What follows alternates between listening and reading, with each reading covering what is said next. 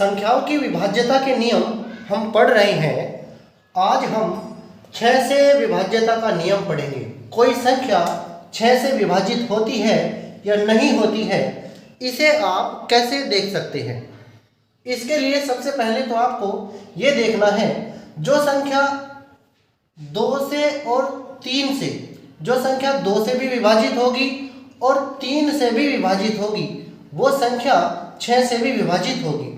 6 से विभाज्यता का नियम आप कैसे देखेंगे, कोई संख्या 6 से विभाजित हो रही है या नहीं। इसके लिए पहले तो आपको 2 से विभाज्यता देखनी है। पहले आप चेक करेंगे कि क्या ये संख्या 2 से विभाज्य है या नहीं है। इसके बाद आप देखेंगे कि क्या वो संख्या 3 से भी विभाज्य है या नहीं है।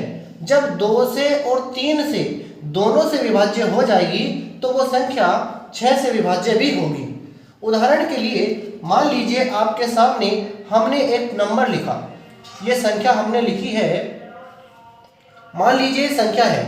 अब आप इसको ये देखेंगे सबसे पहले, क्या ये 2 से विभाज्य है। तो जिस संख्या के अंत में 0 आ जाएगा वो संख्या 2 से विभाज्य होती है। जिस संख्या के अंत में 0 आएगा वो संख्या 2 से विभाज्य होती है। अब आप ये देखेंगे कि क्या ये संख्या 3 से भी विभाज्य है। 3 से विभाज्यता देखने के लिए हमने आपको बताया था कि आपको इन अंकों का योग करना है। 2 और 4 कितने हुए? 6। 6 और 6 कितने हुए? 12। 12 और 3 कितने हुए? 15। 15 में 0 जोड़ेंगे तो 15 आएगा। अब जो हमारा 15 है, 15 को आप 3 से भाग करके देखेंगे तो आपका उत्तर आएगा 5। यानी कि 15 3 से पूरी तरह से विभाजित हो जाता है।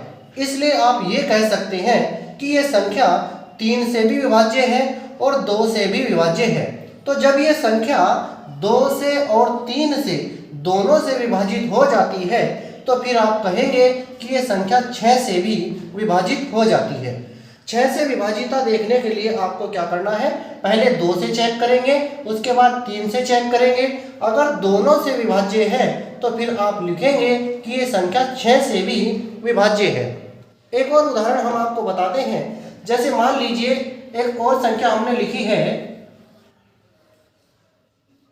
मान लीजिए ये संख्या है। अब आप इस संख्या में सबसे पहले तो ये चेक करेंगे कि क्या ये संख्या 2 से विभाज्य है या नहीं है। तो आप यहाँ देख रहे हैं इसके अंत में है 0। 0 जिस संख्या के अंत में आएगा वो संख्या 2 से विभाजित हो जाएगी। इसके बाद आप चेक करेंगे कि क्या ये संख्या 3 से भी विभाज्य है। तो आप यहाँ पर 5 और 2 7 इन अंकों का योग करेंगे। 7 और 4 11, 11 और 1 कितना हुआ? 12। 12 में आप जोड़ेंगे 0 को तो आपका आएगा 12। अब 12 को आप 3 से भाग करके देखेंगे। जब 12 को आप 3 से भाग करते हैं तो आपका उत्तर आता है 4। तो आप ये कह सकते हैं कि ये संख्या 3 से विभाज्य है। इसके अंत में 0 है, इसलिए ये 2 से भी विभाज्य है। जब दोनों अंकों से भी विभाजित हो जाती है तो आप कहेंगे कि ये 6 से भी विभाजित होती है। तो इस तरह से हम 6 से विभाज्यता का नियम चेक करेंगे। अब हम देखते हैं आगे 7 से विभाज्यता का नियम। 7 से विभाज्यता का नियम हम देखेंगे, कोई संख्या 7 से विभाजित होती है या नहीं, ये हम कैसे चेक कर सकते हैं। 7 से विभाज्यता का नियम, इसके लिए आपको क्या करना है, जो इसमें संख्या में इकाई का नंबर होता है, इकाई का जो अंक होता है उसको 2 से गुणा करेंगे।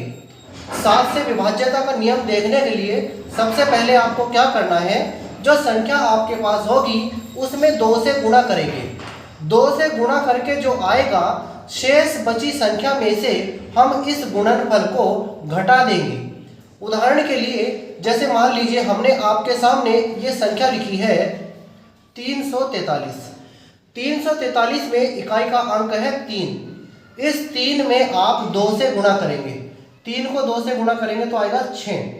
शेष बची हुई संख्या है हमारी 34। अब 34 में से ये 6 हम घटाएंगे। 34 में से जब आप 6 को घटाएंगे तो आपका बचेगा 28। घटाने के बाद जो संख्या आपके पास आएगी उसे 7 से भाग करेंगे। जो संख्या आपके पास आएगी उसे 7 से भाग करेंगे। अगर भाग पूरा पूरा हो जाता है तो आप कहेंगे कि ये संख्या 7 से विभाज्य है। संख्या 7 से पूरी पूरी विभाजित हो जाती है। आपको करना क्या है, जो आपके पास संख्या दी होगी जिसमें आपको ये बताना है कि क्या ये संख्या 7 से पूरी पूरी विभाजित हो जाती है, तो आपको इसमें इकाई का जो नंबर है उसको 2 से गुणा करना है। गुणा करने के बाद आपके पास जो संख्या आएगी उसे शेष बची हुई संख्या में से घटा देंगे। 34 में से 6 घटा दिया है, आपका बचा है 28। फिर आप जो आपके पास घटाने के बाद संख्या आएगी उसे 7 से भाग करके देखेंगे। 7 से भाग करने के बाद अगर आपकी ये संख्या पूरी पूरी कट जाएगी तो आप कहेंगे कि 343 7 से पूरा पूरा विभाजित हो जाएगा। एक और उदाहरण हम देखते हैं। उदाहरण के लिए मान लीजिए हमने एक संख्या लिखी है, ये मान लीजिए ये संख्या है आपके पास। आप क्या करेंगे, इसमें से इस इकाई के नंबर को 2 से गुणा करेंगे। इकाई के नंबर को 2 से गुणा करेंगे, आपके पास आएगा 12। 6 को 2 से गुणा करेंगे तो 12 आएगा। शेष बची हुई संख्या है आपके पास 84। 84 में से आप 12 को घटा देंगे। 84 में से जब आप 12 को घटाएंगे तो आपके पास बचा है 72। अब इस घटाने के बाद जो संख्या आपके पास आई है, इस 72 को आप 7 से भाग करेंगे। 7 से जब आप इसे भाग करेंगे तो इसमें आपका 2 शेष बचेगा। ये पूरी तरह से विभाजित नहीं होगा। अगर इसमें शेष बिल्कुल भी ना बचे, यानी 0 शेष बचे, तो ये पूरी तरह से विभाजित हो जाता।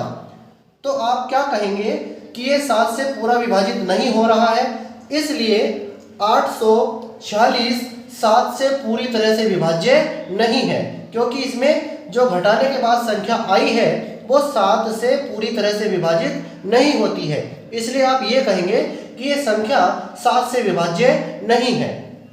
अब हम आगे देखते हैं 8 से विभाज्यता का नियम।